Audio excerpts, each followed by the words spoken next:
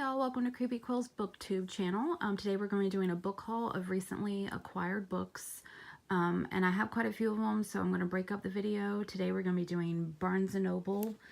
And I also, in October for Halloween, did go to Salem, Mass. And I went to a great bookshop there. And this is non-bookish items. If I have time, I will show you guys those. This is my assistant, Skeleton Steve, who likes to read. This is his first assignment officially. Like, he will look up details about books if I need him to. He is my assistant and also friend.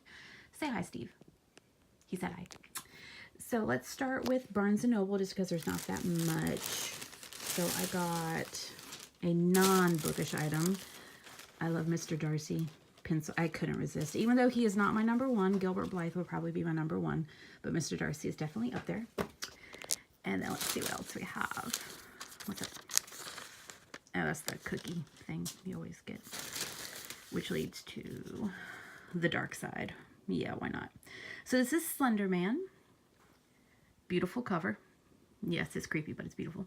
And this, ironically enough, has no author. It is by Anonymous. Steve even looked it up.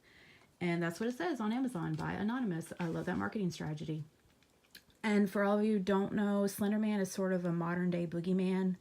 It's a creepypasta thing created in, I think, '09 by, who was it, Steve? Eric Knudsen, who also goes by Victor Surge. He's an internet meme kind of character. He likes to stalk, traumatize people. They tend to disappear. A lot of it centers around children.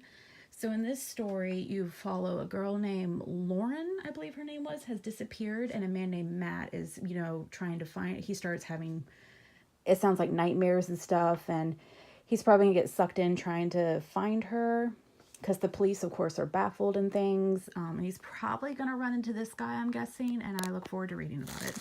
I love a good atmospheric horror, and this seems like it's YA. I'm not sure if it's YA or adult, but it sounds like it's YA. But I love a good atmospheric horror, and Slenderman usually delivers on that kind of thing. And then the last one I got was Stain by A.G. Howard. Look at that cover. I did end up getting the Barnes & Noble edition because it does have some pictures in the back of like the different creatures, I guess, in the book and stuff. And this one is a fairy tale. It sounds like it's going to be a standalone, which I appreciate. And it's about Princess, who is incapable of speech or sound. She gets thrown out by her aunt, a wicked aunt, and then a witch erases her memory, and she gets raised as in disguise as a boy named Stain. And she is a princess from, what was it, Steve? The Kingdom of Daylight. And then it comes in a boy, a prince, who is the prince of, from a rival kingdom, of course, Prince of Thorns and Night. I always want to say Prince of Darkness, but it's not that. And he is dying, and the only way to break the curse is for him to marry the Princess of Daylight. So it sounds like one of those, she is going to have to find herself and save the prince. It sounds really good. And so if I go to reach for a fairy tale this year, I think I'm definitely going to check this one out. Because I have read this author before. And she was pretty good. All right, and then on to Salem. Look at those marble pages. So yeah, that sucked me in. So this is officially probably, I believe, the oldest book I own now. It's from 1819. This is a book from British poets. I believe it's Dryden, John Dryden.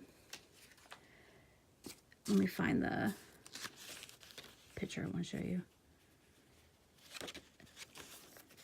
It even has that, and then I found this in there too. Miss Foster, 64, just an old card I found in there too. And the book smells brilliant. Like, it smells, you can tell it's just old.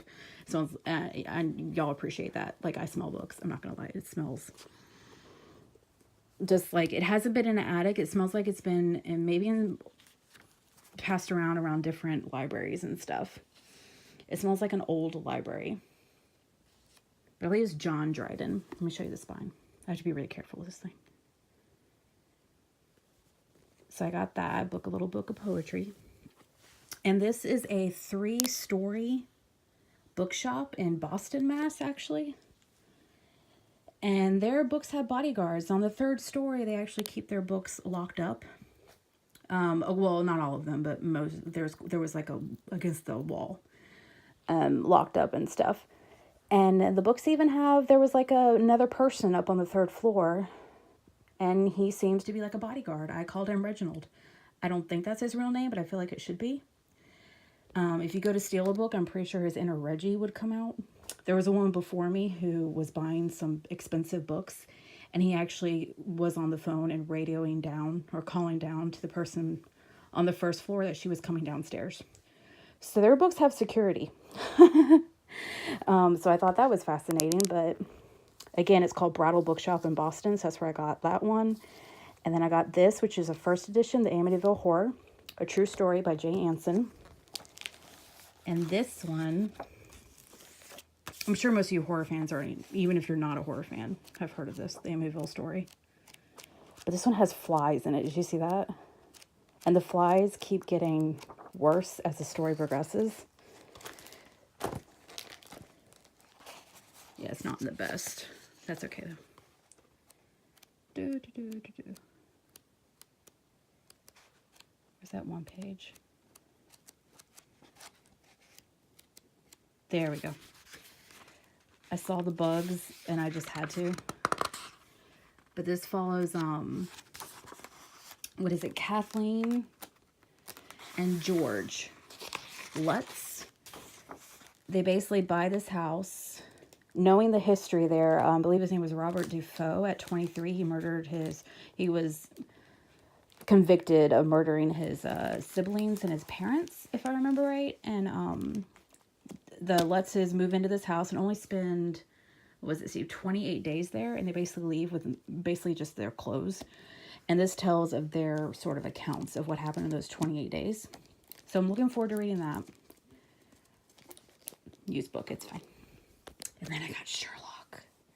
Look at that. So I had actually finished my purchases, but then I saw they had like a whole case of these sorts of books, these classics, and I saw the Sherlock one, and I had to do it.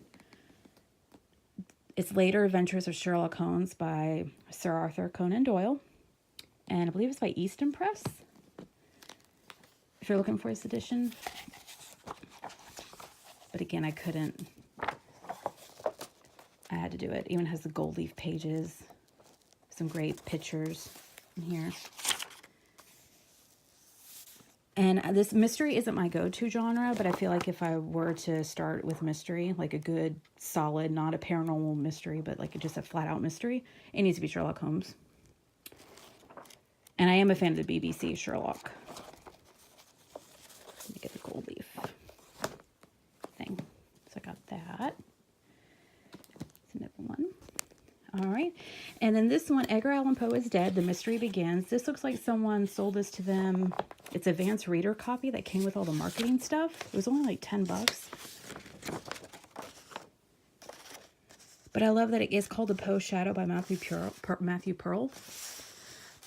But I love just the marketing. It came with all that. So this one's about a man. Poe has died. I think it takes place in 1849. So the body of Edgar Allan Poe has been buried and unmarked, and if I remember right, he didn't die with like the best of reputation, so to speak. And this man named Quentin thinks that there is some mystery around his death. So he goes to research it, and then it starts involving political scandal. Maybe I think there's an assassin involved. It sounds just like almost like a murder mystery. What's really the story behind that kind of thing. So if you're a Poe fan, you might have heard of this, and tell me if you've read it. I've read like 4 short stories from Poe.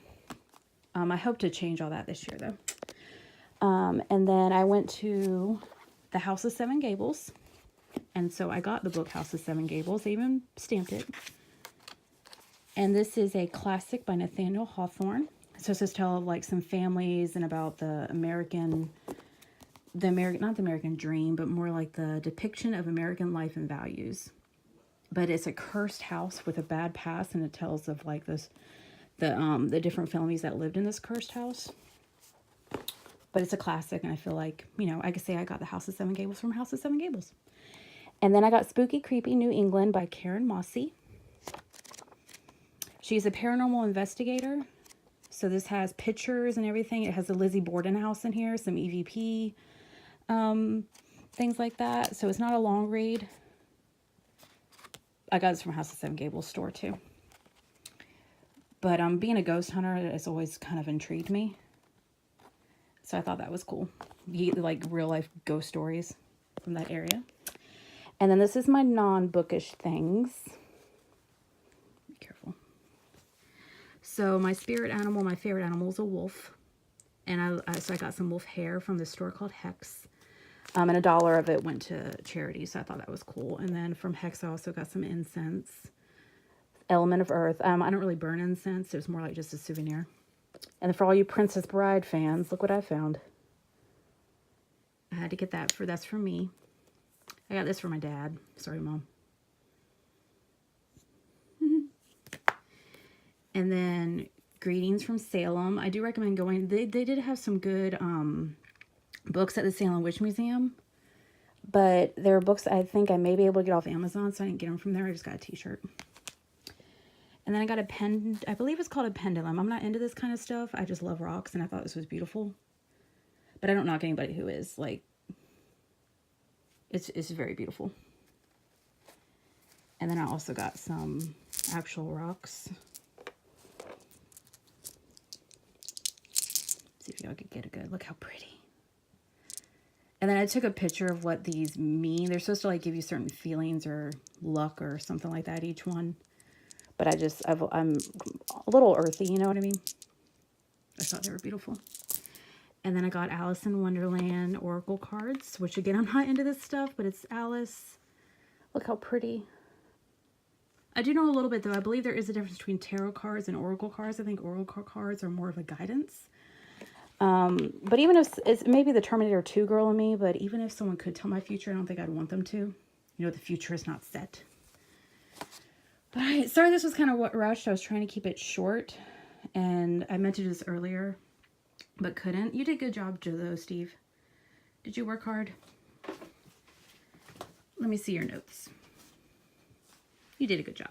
Let me see. Aw. He did. Wait, what's that? Really? Steve?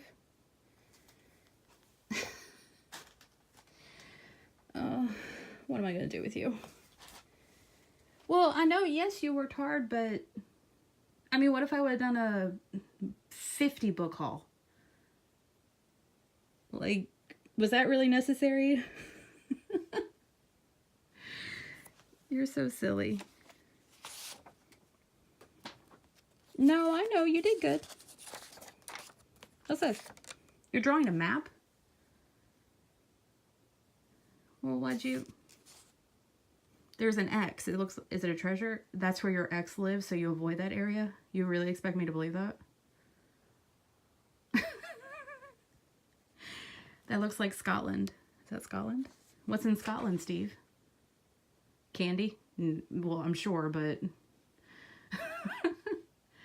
Well, I would go with you. Well, you would... I would have to take you. You don't have a passport. I don't think they would let you through. I'm pretty sure. Well, there's the whole no skin thing, you know.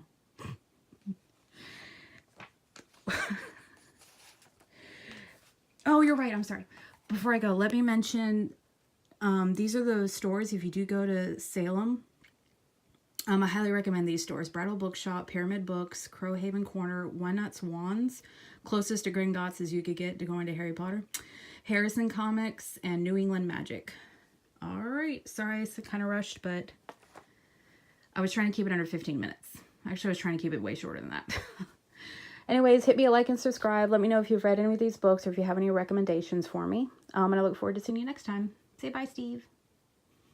Yes, you did a good job. Bye.